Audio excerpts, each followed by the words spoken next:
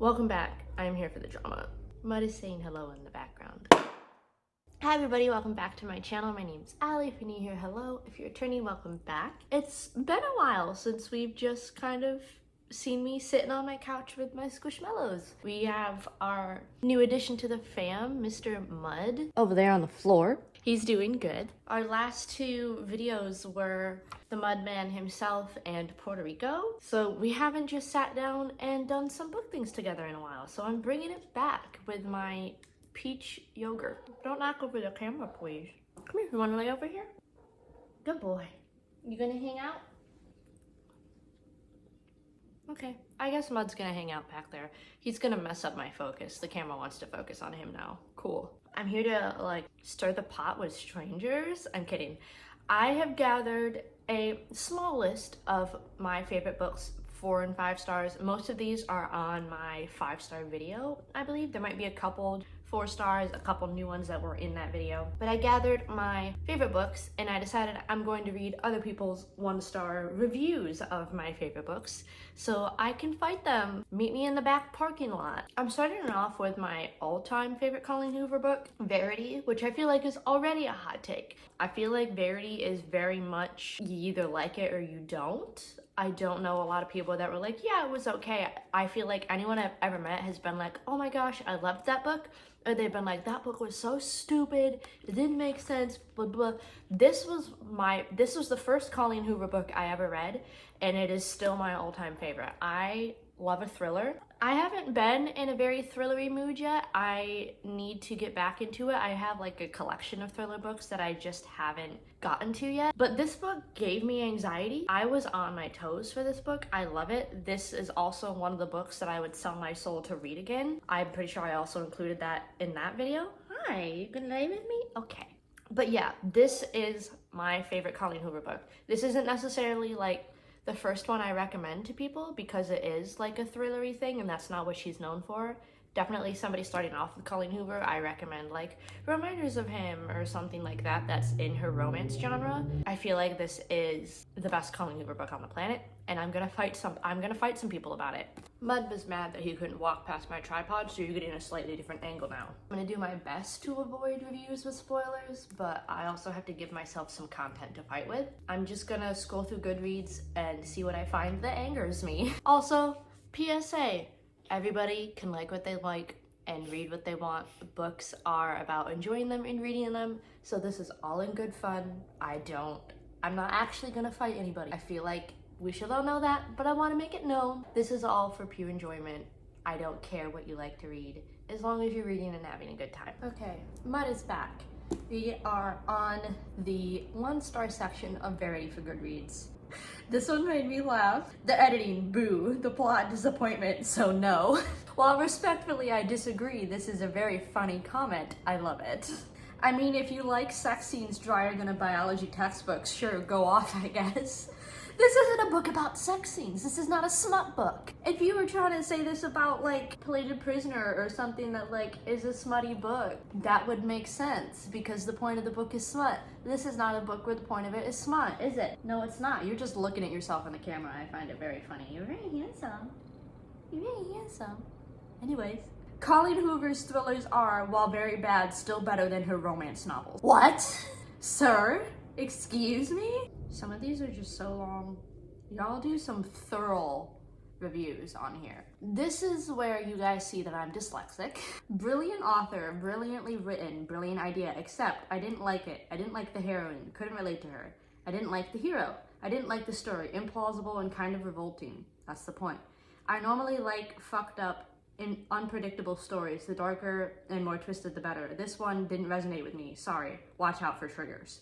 I don't understand. You can't say that this is a brilliant author and it's brilliant written and it's a really good idea, but you didn't like it. How can you call it brilliant and say you don't like it at the same time? That math doesn't math for me, babe. This one didn't resonate with you for fucked up. Did you read the book? There are some very, not well scenes of her talking about her children. Did we read the same book club? That's my question. This was stupid. I don't even know how to talk about this. I don't think this is an actual mystery thriller. It's just a romance novel with slightly different plot. Sadly, nothing about this book particularly impressed me or intrigued me. Personally, I don't think this book is worth the time. Personally, I think you're wrong. I think this book is worth all the time in the world. I don't think that this is a romance with thriller aspects at all. I think the romance is supposed to be the subplot, and I felt like, to me, it read as the subplot. I didn't think at all that this book read as romance with a side of thriller. Because if it read like that, then I would agree that, like, makes sense or whatever. Like, the only reason the romance was introduced is because of what she was reading about Verity's husband that made her, like, intrigued by him. And that was not, like, she didn't go to the house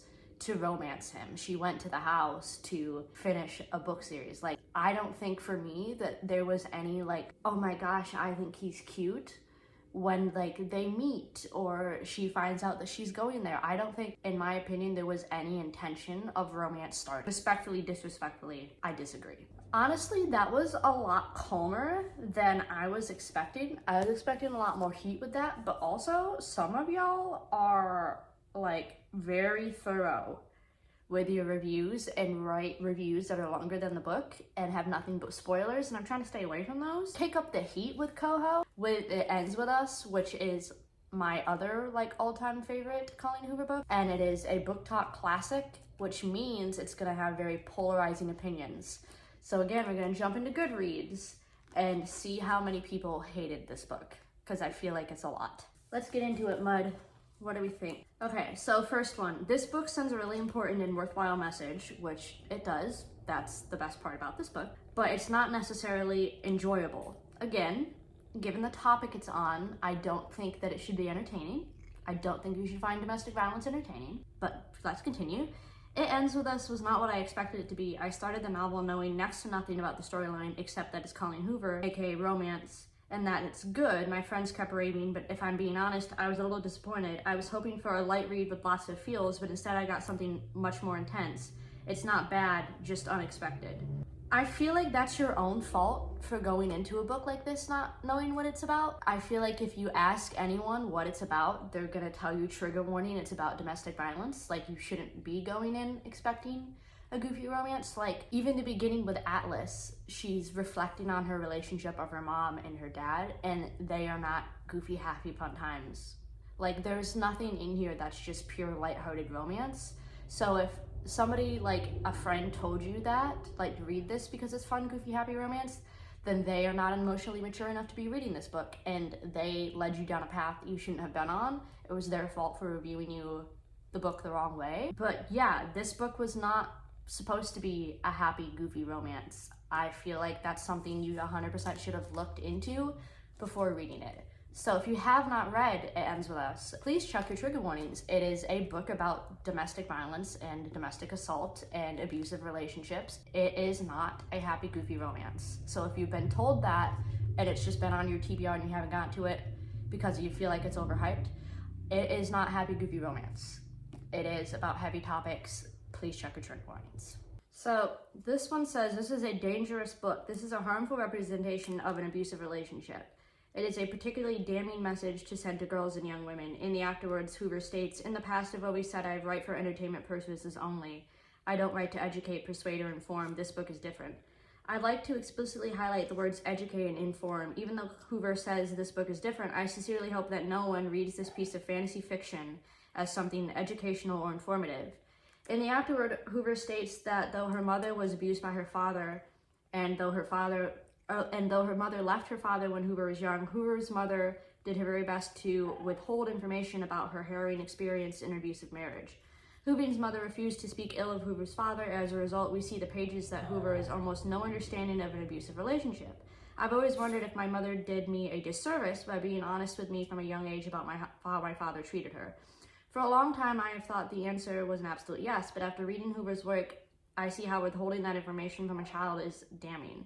The difference here, however, is while one person knows my story, there are hundreds of people who are reading and digesting Hoover pro-abuser propaganda. I'd like to say that, again, this is pro-abuser propaganda. For any young women reading this, I would say the line Riles delivers early in this patently false.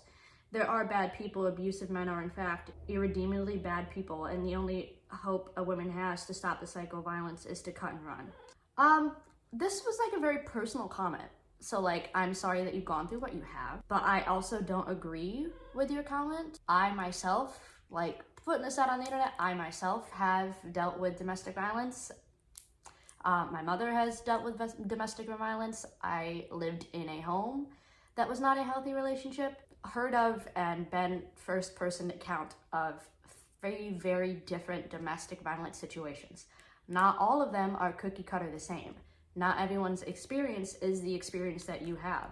Like you said, Hoover's mom did not want to speak ill of her father, but yours personally did.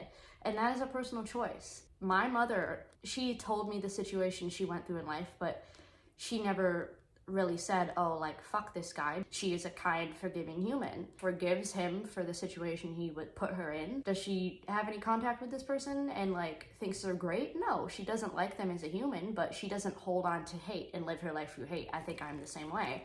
I went to therapy and I addressed my issues, and I think I kind of learned how to go through my life with compassion and love, because I think it can be a very hard thing to live your life in hate and just hold on to bad things and be angry about them all the time. Again, every person's different, and how you process literal trauma is different to each person. So I don't think that it's right to say that this is a bad representation of what abuse is. I think this is a very like normal representation of what abuse is. For her to say that Ryle's line saying that like abusive men are like bad, like of course he's gonna say that. He's the abuser. What abuser is self-aware enough to say, yeah, I'm a bad person? Any and every abuser is going to say, no, I'm a good person. I didn't mean that. I was just having a bad day. Like, that's how it starts. I don't think that it's realistic for you to expect an abuser to just walk up to you and say, what's up? I abuse people. Let's be friends. I know I do it, but I'm not going to change. No, any abuser is a wolf in sheep's clothing. They're going to try and persuade you to think about themselves as a great person, so they're going to present themselves as a great person. They aren't self-aware. So I don't necessarily agree with this comment. I don't think that this is pro-abuser propaganda. If this was pro-abuser propaganda, it would be her continuing a relationship with Ryle and not cutting him off, which she did. Did it take her a while to get there? Yeah, which is relatable. I don't think I've known any woman in an abusive situation where the minute something went wrong, they left. I myself, and any other woman in an abusive relationship, was in that for months, years, decades before they were able to get out. It is not a one and done situation. I do like feel for this commenter and that she has been through these things, but I would also maybe encourage you to broaden your spectrum, that not everybody's story is the same, and just because it didn't relate for you didn't mean that it didn't relate for other people. This book for me was very healing. This book said a lot of things that I didn't know how to say myself. There were a lot of feelings in this book that I didn't know how to express, and like I had this tabbed so much because there's so much that I could relate to either with myself personally or my mom. Yeah, I think that's what this book is about, is just other people's perspective and experiences. But yeah. That was awkwardly deep, which I should have been expecting from this. This one is just funny. A friend suggested I read this, and I had to stop before I was even halfway through. The author gets 5 stars and everything with their name on it, but Trump also won the presidency. That was just funny. I just like that one. That ending can fuck right off. I thought the ending was like beautiful, and like I feel like it kind of shows her like starting to heal, kind of opens up to, in the book world, oh, is there a second book coming in her personal life, like a new chapter. I thought the ending was like actually really cute. So yeah. Next up, Full Tilt. This is the first book in a duet. The second one is All In. This is quite literally one of my all-time favorite books. I cried so many times in this book. I felt all the things. I was crying in my car on my lunch break at my professional adult job while reading this book. So I am prepared to be angry at some of people's comments on this. Right off the bat, too depressing. I feel like isn't really a spoiler. You got terminally sick characters. It's not a happy book. If you like Fault in Our Stars, you'll like this book because it will rip your heart out and run it over 27 times with a semi-truck on the road. It's not meant to be happy. So if you were looking for a happy book and you picked this up, that's your own fault. It's supposed to be depressing. I don't like sad. This is sad. It doesn't have comic relief. This is straight depressing, like drink myself into a coma depressing. Again, that's the point. The second book was written for a reason. The second book is like your healing, a little bit more fun times book. This book is not happy fun times. I don't know where you people were getting the idea that this book was a book about happy fun times. Literally, the back of this book says, Full Tilt is a story about what it means to love with your whole heart, to sacrifice and experience terrible grief and soaring joy, to live life with all its beauty, all its pain, and in an end to be able to smile through tears knowing you've changed a thing. What about that makes you think that this is gonna be a happy, goofy, silly little time romance book? I'm confused as to where you people are finding your book reviews because it's not for me. I did not hate this book, but I also didn't like any single part of it. For me, this is incredibly boring from the beginning to end. The characters are so bland, their dialogue often cringy, and their chemistry non-existent. I was zero invested in them, couldn't have cared less. The plot isn't much better. Nothing about it captivated or engaged me at all, as I was completely indifferent. I'm usually very quick to tears. I don't know, it must be me with this one because so many people seem to love it, but I rarely have ever felt so much very blah about a book. The audiobook's narrator's performance are overly dramatic and whiny, thus sounding ridiculous and only contributing to me disliking it. Well, I never listened to the audiobook of it. I read it with my eyes, so I can't comment about the audiobook. I haven't heard it. I will say that like audiobooks do tend to sometimes, you're so cute, Cha, do sometimes tend to over dramatize things, so I could see how like the audiobook could make this a little bit weird. Can't sit here and say that I did not cringe in this book. There was like a specific scene that I did cringe a little bit. I was like, but I still finished the book and I 5-starred it and I still love it. My brain just kind of like forgets about a certain scene because it did make me cringe. So I can also understand why some people might have been like, it was a little cringy. I do think they have chemistry, very much. If you had to trope them other than this being like terminally ill sad book, it would be like good boy, bad girl. It is the best like black cat girl, golden retriever boy romance. I don't understand if you're very quick to tears how this didn't make you cry. The only time I cry is when I'm reading emotional books. Like, I feel like me reading them is for my health because it makes me cry for once. I have no emotions. So for me being like an emotionless bitch to be able to read this and cry and you don't, maybe question how much of a crier you are and then proceed with your life. And then I figured since I'm here for the drama, I'm bringing out some big guns. Daisy Jones and the Six. I adore this book. This was the first book that I like side tabbed with highlighter because I would have run out of tabs. So the sides of my pages are colored to match my annotations in the book. So like, look at it, they're all pretty little colors. It looks pretty, and it's less waste of tabs. I adore this book. It was one of my favorite reads in the year. And just so you know, I'm doing Seven Evelyns of Husband Hugo. Whoa. I'm doing Seven Husbands right after this because I'm bringing out the big guns.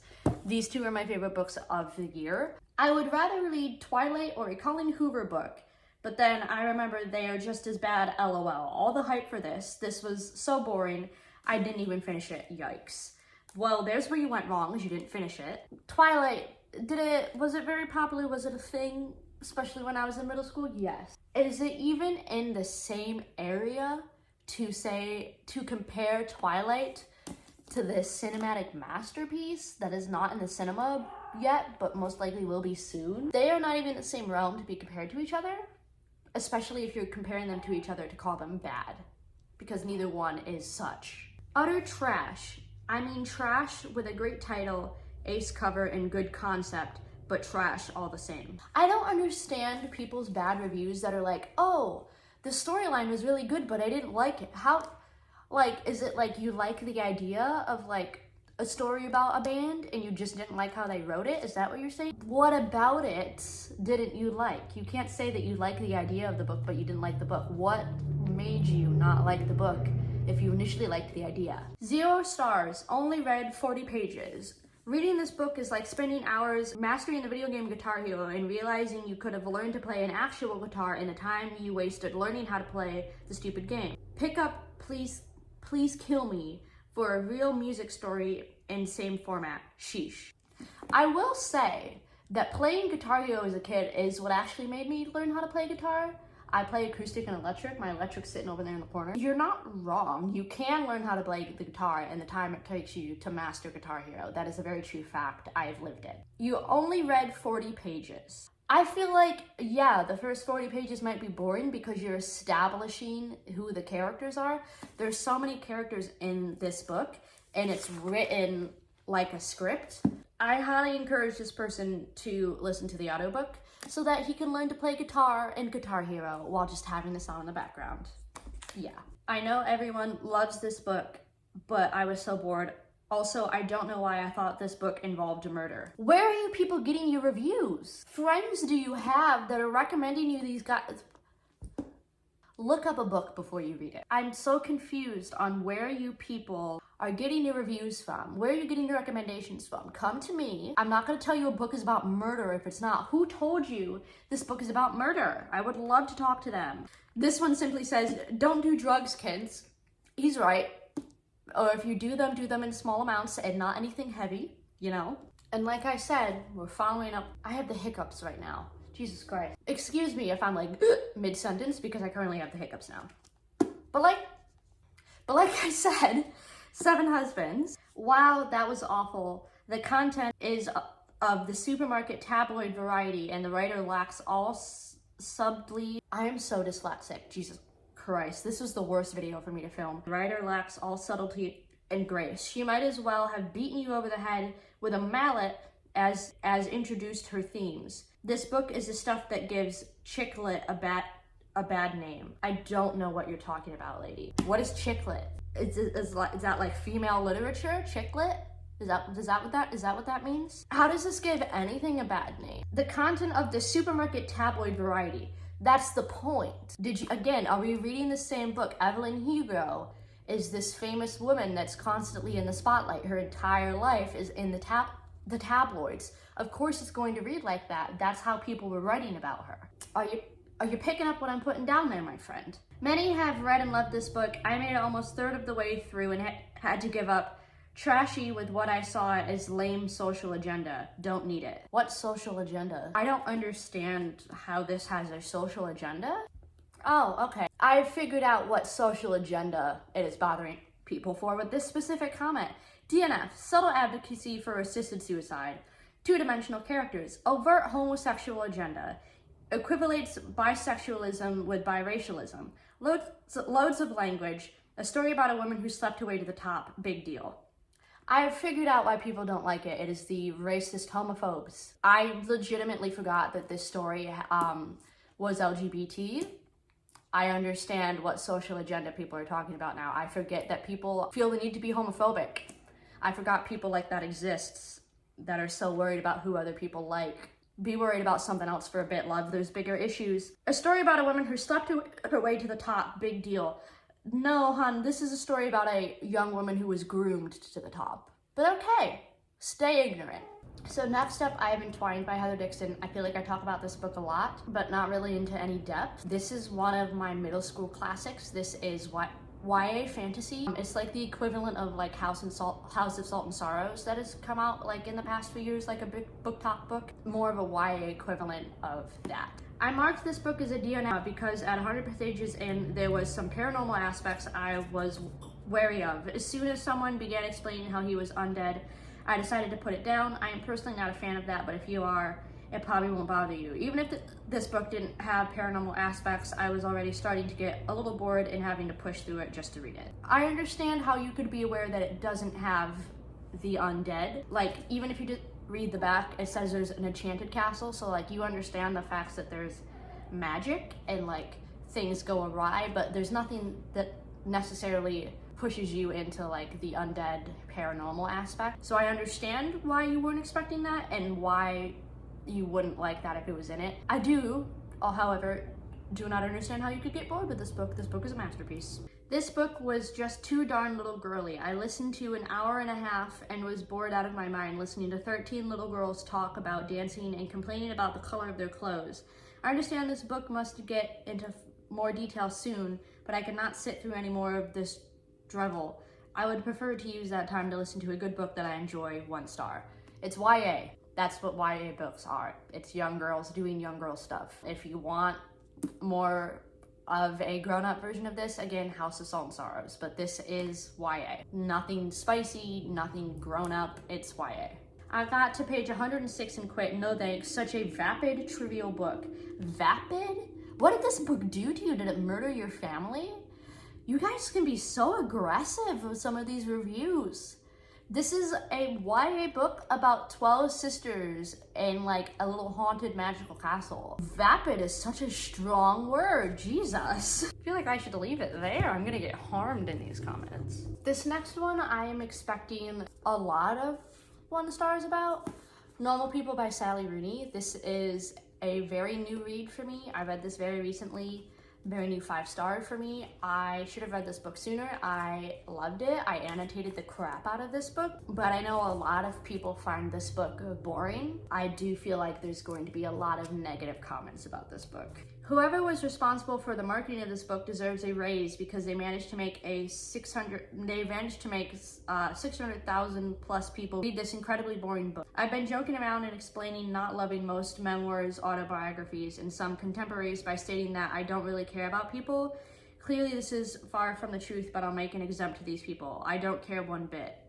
I'm not sure if I'll watch the TV show. I myself am not a big memoir autobiography person if I don't know who the person is. I do understand like how sometimes people think that this kind of reads a little bit autobiography-ish because it follows so closely in detail with these people's lives, a lot deeper than just reading a memoir for the cool quotes. I also have not watched the TV shows. I checked 3 times to see if there was something wrong with my Kindle copy, only to find out that leaving out quotation marks was intentional. Absolutely unforgivable. I feel like that's a legit reason to 1-star this book. That is, I feel like, the most common complaint, and I will support that. There is not a single quotation mark in this book. I have seen people go through this book and write quotations around like whoever's speaking through the entire book before they actually read it because they could not get through it. And I do understand that. I personally, like, I was okay. I could read it and not get confused, but I do understand how that can be confusing and annoying to people. And then I will say I annotated on the front cover of this book. There's a lot of British slang in this book I don't really understand.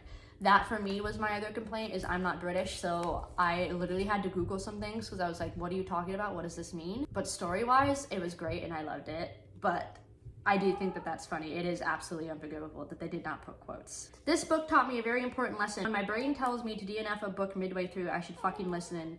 Easily one of the worst books I've ever read.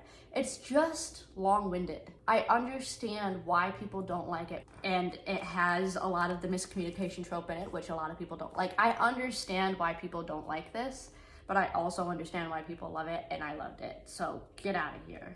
I didn't even pay for this book, but I feel like I should be entitled to some compensation because of how bad it is.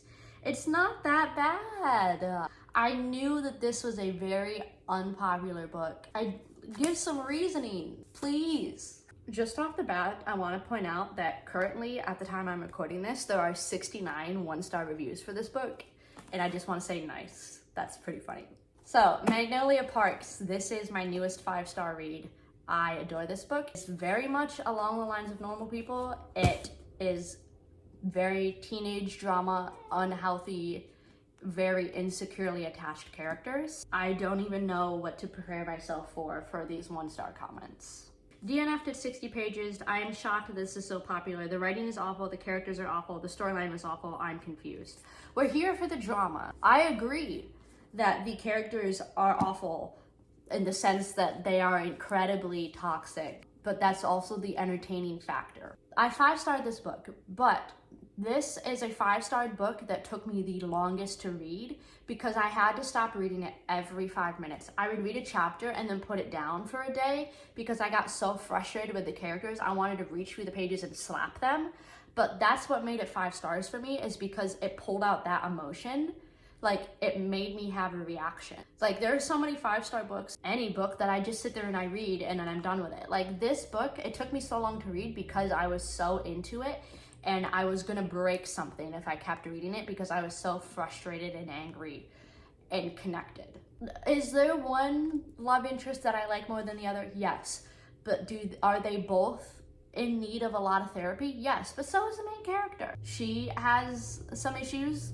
I have an annotation in here that says the number of men in this book that need deep therapy, and I just put a tally mark next to it every time I meet a new male character that needs therapy. And it's at like 5 or 6, which is like all of the main male characters in this book. So pretentious, reads like a teenage girl on Twitter wrote a book. That's the point. It's about teenagers being the insecure little weird people they are. We all were them. If you don't like books about teenage angst and insecurity, don't read them. I fucking hated this book. What the actual fuck? No matter how much I'm in love with someone, I would never want this to happen with Magnolia and BJ. Worst book, oh my. This is everything I hate in a book. I hate that I kept reading this book. I regret everything. I agree with you. I also hate everything that's in this book. I also hate that I kept and continued reading this book, and I hate everything that happened to her.